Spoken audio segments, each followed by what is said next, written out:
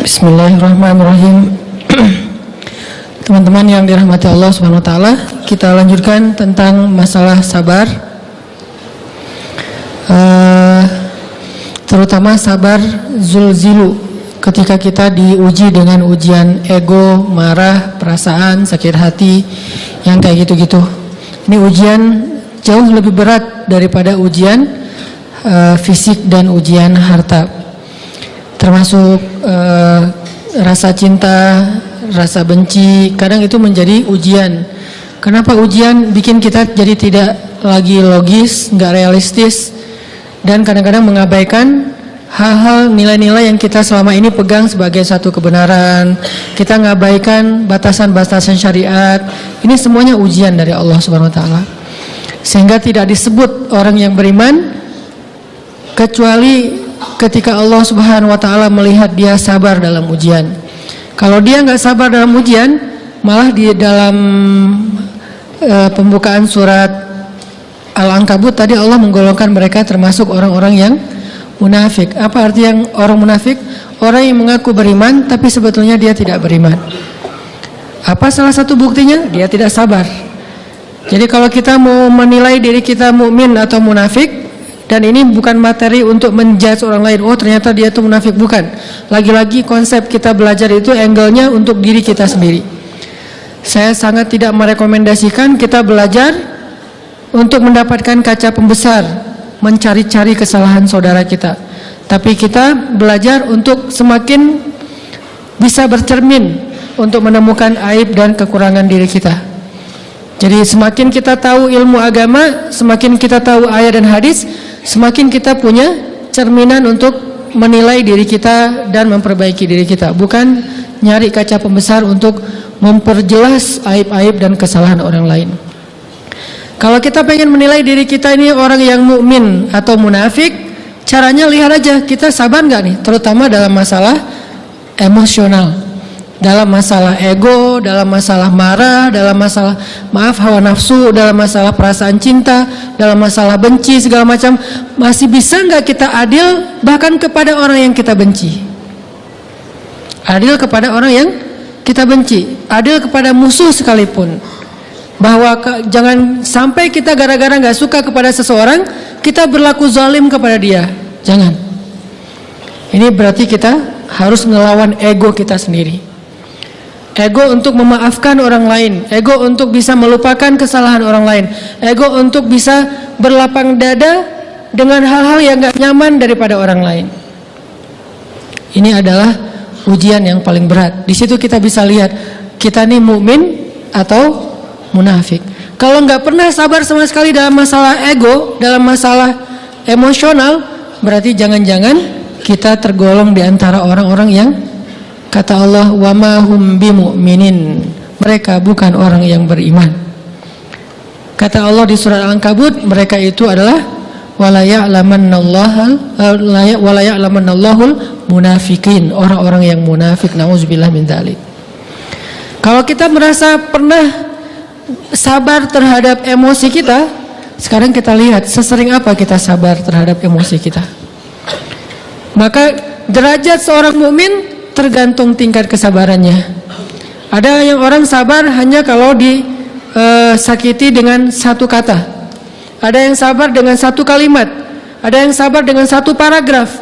Ada yang sabar dibully rame-rame juga dia sabar. Berarti lahum darajatun inda rabbihim. Orang beriman juga bertingkat-tingkat. Dan tingkatan itu tergantung tingkat kesabaran kita dalam menghadapi ujian, salah satunya ujian emosional kita, perasaan kita.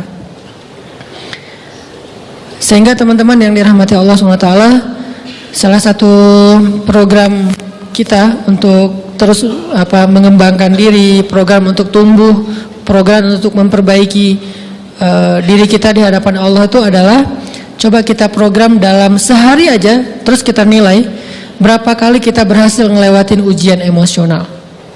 Bukan cuma marah, termasuk cinta, benci, tersinggung, sakit hati, kayak gitu-gitu.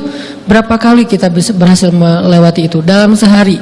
Gak usah seminggu, sehari aja. Di jalan, sama temen, di grup WA, di IG, di Twitter, di mana gitu. Coba kita lihat berapa kali kita bisa menahan diri kita dan bersabar. Bukan berarti tidak respon ya, bukan berarti pasif. Kita bisa merespon tapi dengan cara yang elegan. Kita bisa merespon tanpa harus memperlihatkan emosional yang meledak-ledak. Bukan berarti ketika disakiti orang, dihina dan segala macam kita diam aja. Nggak selalu kayak gitu. Kadang-kadang kita perlu merespon untuk mengklarifikasi, tabayun kalau kata orang-orang yang dalam ilmu fikih. Kita harus tabayun. Tapi tabayun dengan marah itu beda. Tabayun dengan mencela itu beda. Sehingga kita mencoba menahan diri, berpikir, aduh capek kalau gitu. Tapi kan ini bagian dari pembelajaran. Makin terbiasa kayak gitu, terbiasa elegan, maka otomatis jadi nggak terlalu repot lagi. Kan awal-awal bersikap pengen yang bijaksana, yang elegan, yang dewasa, itu kan kadang-kadang harus diusahain ya. Karena belum mengkarakter, harus mikir dulu gimana ya sikap yang paling dewasa, gimana ya sikap yang paling bijaksana, gimana ya sikap yang paling wise, gimana ya sikap yang paling elegan, masih mikir. Tapi setelah berkali-kali kita latihan, lama-lama itu menjadi spontanitas kita. Dan kalau udah bisa kayak gitu, insya Allah kita sudah mulai meniru nih akhlak Nabi Muhammad SAW. Ini ujian perasaan banget. Kalau tadi saya ngasih contoh diselingkuhin, itu sebetulnya cuman bercanda ya. Karena diselingkuhin ini pastinya bukan ujian, tapi musibah. Pengkhianatan ya, tidak ada tempat. Gimana kita ngelawan perasaan kita kalau lagi kayak gitu? Gimana kita ngelawan perasaan kita kalau lagi diuji? Gimana cara kita bersabar? Karena iman dan sabar itu bisa dibilang satu paket. Nggak disebut orang beriman kalau nggak sabar. Dan insya Allah orang yang sabar itu adalah ciri-ciri orang beriman. Nggak mungkin disebut orang beriman kalau nggak sabar. Kita pikir memang iman itu hanya ucapan. Kalau iman itu cuma ucapan, inna sholati wa nusuki wa mahyaya wa mamati lillahi rabbil alamin, gampang. Kalau iman itu cuma ucapan, hasbiyallah wa ni'mal wakil, gampang. Kalau iman itu cuma ucapan, la haula wa la quwata illa billah, gampang. Kalau iman itu cuma ucapan, iyyaka na'budu wa iyyaka nasta'in, gampang. Tapi Allah mengatakan, wa ma hum bimu'minin.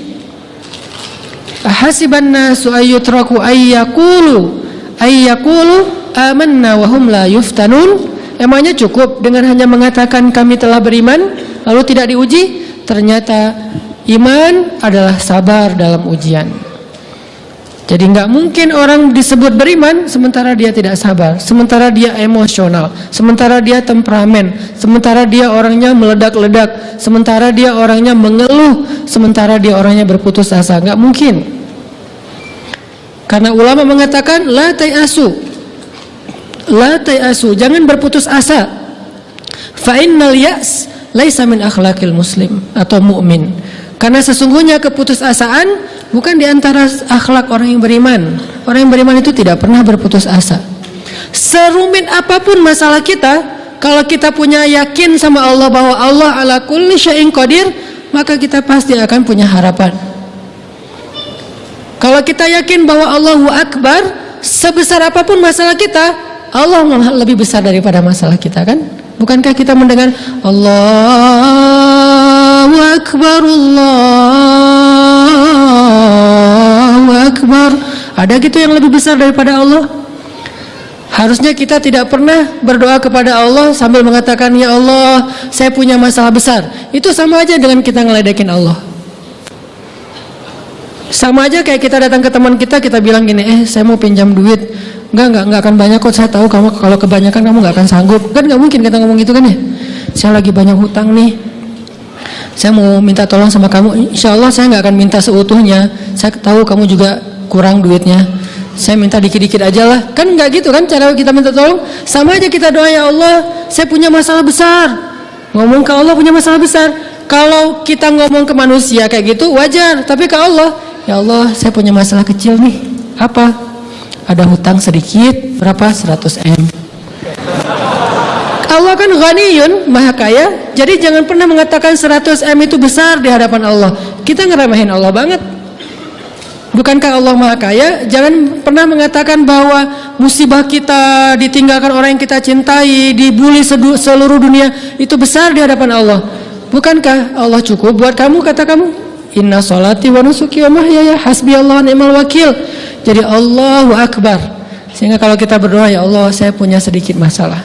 Bukankah Umar pernah mengatakan, ya nafsi, idza daqat alaikid dunya fala taquli ya rabbi indi hammun kabir, faquli ya hammun indi rabbun kabir. Wahai jiwaku, kalau kamu merasakan kesempitan, kegalauan, bingung, sakit, jangan pernah kamu mengatakan ya rabbi saya punya masalah besar, tapi katakanlah wahai masalah, saya punya Rabb yang maha besar. Iman dan harapan, berharap, itu nggak bisa dipisahkan. Iman dan sabar itu nggak bisa dipisahkan. Iman dan berserah diri atau menyerahkan urusannya, tawakul atau kita nyebutnya tawakal, nggak bisa dipisahkan. Bagaimana kita mau menyebut diri kita mukmin sementara kita nggak sabar ketika diuji dengan perasaan? Alhamdulillah kalau kita selama ini masih bersabar dengan ujian fisik. Ujian fisik yang setiap hari kita alamin apa? Lelah, capek. Pulang kerja, pulang sekolah, pulang dari kampus, ngaji. Capek kan? Belum lagi macet-macetan, belum mandi pula. Dari tadi pagi, dari semalam kurang tidur, dan segala macam. Lelah, capek, ngantuk. Kadang-kadang sampai drop kesehatan kita. Kita bisa lalui itu. Nggak apa-apa, capek-capek juga. Yang penting saya pengen belajar. Jalan nih jauh-jauh. Ada yang dari Sumedang, ada yang dari Lembang, ada yang dari Banjaran, dari mana-mana datang pengen ngaji. Jarak jauh nggak apa-apa, macet nggak apa-apa, lelah nggak apa-apa, habis duit nggak masalah. Tapi sampai di sini kesenggol dikit aja sama teman kita, dalam ucapan mungkin, dalam ekspresi kadang-kadang kita senyumin nggak dibalas senyum, atau mungkin hal-hal sepele, itu bikin seolah-olah amal kita yang udah habis-habisan tadi jadi berkurang sampai habis pahalanya. Ujian perasaan. Kadang-kadang datang ke sini nggak ada rasa tidak nyaman sedikit mungkin dengan teman kita atau dengan orang yang di sebelah kita, akhirnya kita merasa tersinggung, akhirnya kayak jadi berlebih-lebihan di tangga, di pintu, pas keluar, di tempat wudhu, di mana, hal sepele sebetulnya, tapi mengganggunya bukan fisik kita, yang terganggu bukan harta kita, tapi yang terganggu perasaan kita nih, rasa nyaman kita yang terganggu, seolah-olah hilang semuanya. Jadi nggak berarti. Ini namanya ujian, teman-teman. Mudah-mudahan kita bisa istiqomah dalam masalah perasaan ini. Pertanyaan sederhananya adalah gimana sih cara kita menghadapi itu? Saya juga lagi belajar, ini bukan kata saya ya, tapi saya coba merangkum dari beberapa hadis, dari beberapa ayat. Mudah-mudahan ini jadi semacam tips dari Allah, dari Rasul, cara kita supaya lebih sabar dalam menghadapi ujian, khususnya ujian perasaan. Pertama, saya mengambil dari hadis riwayat yang diriwayatkan dari Abu Hurairah, hadis Hasan. Nabi SAW mengatakan, ma yazalul bala'u bil mu'mini wal mu'minati fi nafsihi wa waladihi wa malihi hatta yalqallaha ta'ala wa ma alaihi khati'ah. Tidaklah seseorang selesai diuji, baik dia laki-laki orang yang beriman atau perempuan yang beriman, baik itu ujiannya terjadi pada dirinya atau melalui anaknya atau melalui hartanya, artinya ujian harta, ujian fisik, ujian perasaan, sampai dia bertemu dengan Allah dan dia tidak punya dosa. Apa maksud dari hadis ini? Ujian itu tidak akan berakhir kecuali kalau dosa kita sudah habis. Allah akan menguji kita terus untuk membersihkan diri kita dari dosa. Sehingga yang harus kita coba bangun awareness dalam diri kita kalau lagi diuji, Allah pengen membersihkan dosa saya nih. Sehingga kita ridho dengan ujian, bukan ikhlas ya. Kalau ikhlas ibadah, kalau ujian ridho, rela. Saya ridho ya Allah, walaupun ini berat. Saya ridho ya Allah, walaupun saya berharap Engkau beri jalan keluar. Saya ridho ya Allah, walaupun saya berharap ditolong oleh Allah. Tapi tetap ridho diberikan ujian itu, sambil berdoa diberikan jalan keluar, ditolong, diberikan keajaiban. Cuman nggak mau mengeluh. Dan berdoa meminta jalan keluar, bukan mengeluh. Itu ibadah. Berdoa itu ibadah dalam Islam. Sehingga Allah suka banget sama hamba yang berdoa. Allah suka dengan hamba yang curhat. Nabi itu kalau lagi curhat, doanya aja bisa berjam-jam cuma doa doang tuh. Kayak hadis Aisyah pas lagi cemburu malam-malam kan, Aisyah lagi tidur, ini jatah malamnya Aisyah. Tiba-tiba dia nyari-nyari raba-raba, Nabi nggak ada, dicari di kamar mandi nggak ada. Biasanya Nabi sholat di sebelah Aisyah. Wah, curiga nih, jangan-jangan ke rumah si fulan. Dicari ke rumahnya, ditelepon nggak aktif, mungkin lagi dicas, datang ke rumahnya.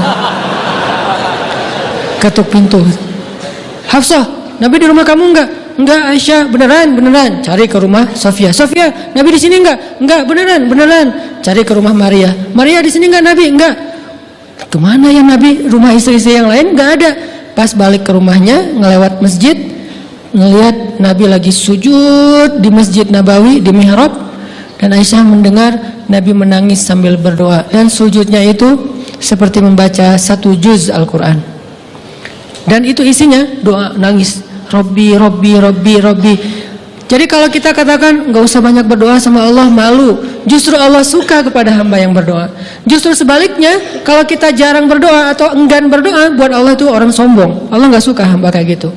Kamu nggak butuh saya, sama kayak kita lagi ada masalah, punya teman yang punya kelebihan harta, terus kita kayak bingung gitu nyari kesana kemari pinjaman, dia nggak dikasih tahu. Pas dia tahu dari orang lain, dia ngomong apa? Kamu nggak nganggap saya ya? Emangnya saya bukan teman kamu? Kok kamu punya masalah keuangan tapi saya nggak dikasih tahu, malah saya tahu dia dari orang lain? Tersinggung kan? Kalau teman kita aja tersinggung, apalagi Allah. Kamu punya masalah kok nggak ngomong ke saya, wahai hambaku? Bukan berarti Allah nggak tahu. Allah tahu, cuman Allah berhak, bukan ingin ya, berhak untuk dilibatkan. Allah berhak untuk dicurhatin. Allah berhak untuk dijadikan tempat kita untuk habis-habisan menangis dan melampiaskan masalah kita kepada Allah dalam bentuk curhat-curhat dan doa. Sehingga kalau kita berdoa, ya Rabbi, Allah langsung inni qarib, mendekat Allah kepada kita. Jadi teman-teman yang dirahmati Allah, kalau kita punya masalah, kita coba bangun awareness, oh Allah pengen membersihkan dosa-dosa saya nih. Terus kita berdoa, ya Allah bantu saya, ya Allah tolonglah saya, istighfar.